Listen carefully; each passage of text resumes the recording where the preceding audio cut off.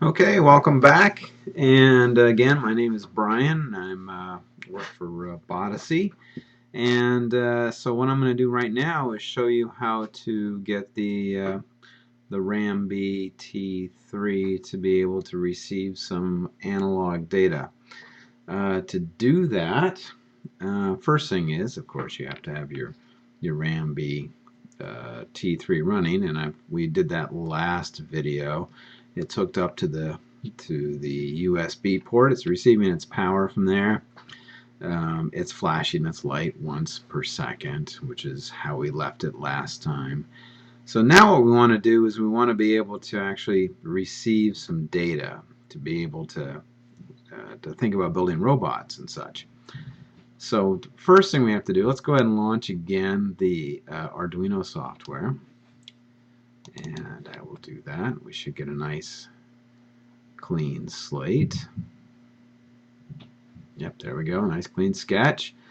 So if this is the first time, which it may well be for you, we need to also make sure that everything's communicating properly so we can receive signals from the serial port on the Teensy 3.0. The easiest way to do that is go to the Start menu and then right click. You can actually try this without, but in case you have any problems, it's good to know how to do it. Right click on the on computer, and then go to Properties. And from here, you can see Device Manager. It's a good idea to make sure that you know exactly which serial channel it's using to communicate with your computer. What I do then is go to Ports, and lo and behold, you should see this USB serial communication. It's on port 22. Just remember that. Yours will probably be different. Mine has moved as I've played with it for so long. So let's go ahead and set this up. What I want to do is I want to point out this is a very important fact.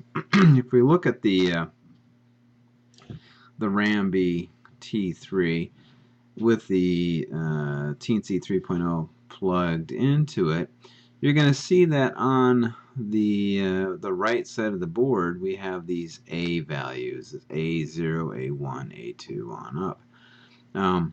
It's perhaps counterintuitive, but the very first port, A0, is down here. It's the second column of pins in this orientation from what I would consider to be the bottom of the board, A0.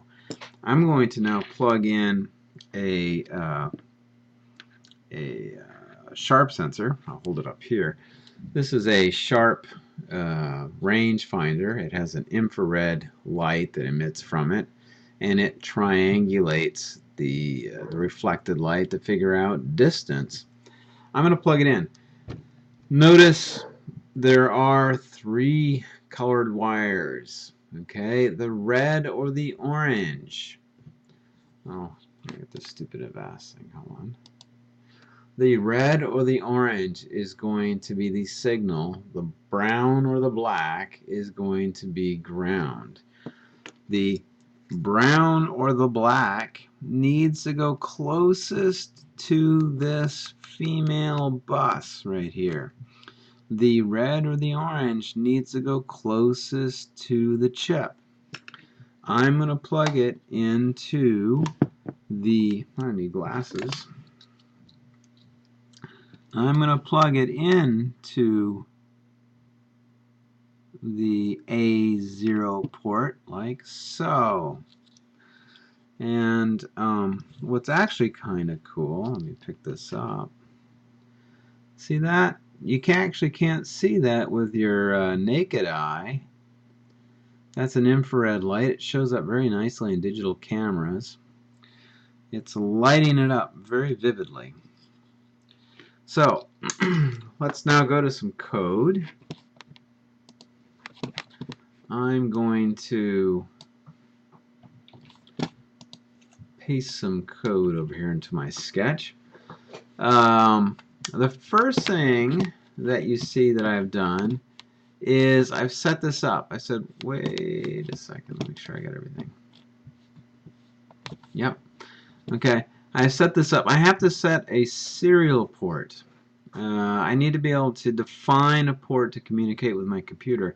I can set the baud rate, the rate that the information comes from the Teensy to my computer.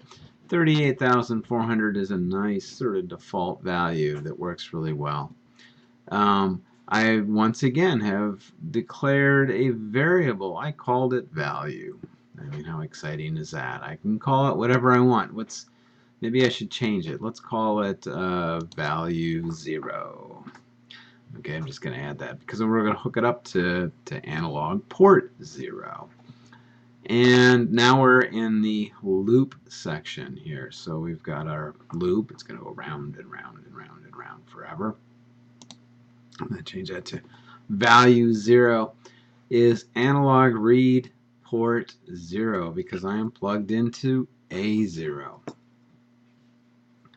And then for here, I can actually put a little bit of information so that I can see what's actually happening. I'm going to print out of that serial port, so it should show up on my computer. I want it to say that A0 pin value is equal to whatever it is. And I'm going to add to that the serial print. Now, in this case, I've added the two characters ln. In other words, I want it to rotate to a new line. I can show you what happens if we don't. The value of the variable value 0, which it gets off that pin, and then I want to do it twice a second, 500 millisecond intervals. So I'm hooked up. I've got my sharp sensor connected, as you can see right there. And I'm going to upload it. And once again, you should see the Teensy software pop up in a second. In a very long second. There we go. I'm going to push the button because it's been off for a while here. We'll activate it. Reboot is okay. Now, you say, hey, what's going on? Nothing's happening. Well, it's because I now have to activate the serial window so I can see the data coming through. There's two ways to do that. One is I can go to Tools. I can then go to Serial Monitor and click on it. Or as you can see, I can hit Control-Shift-M. I'm sort of a keyboard guy myself, so I'm going to hit Control-Shift-M. And lo and behold, I now have some data, which is popping up. I'll make it a little bit smaller so we can all see it. And I'm going to put my sensor so it's pointing straight up. I'll put my hand over it. You can see the value changes quite a bit. Put my hand over it, goes up 600, 200. You can see that. Let me see if I can get this in a better position. It's going to look a little funny. I'm going to lift it up here off the board. And you can probably watch the data change as I move my hand to and fro. All right, pull my hand away, drops down. My hand up, get a value of 360, 480, 510, da, da, da.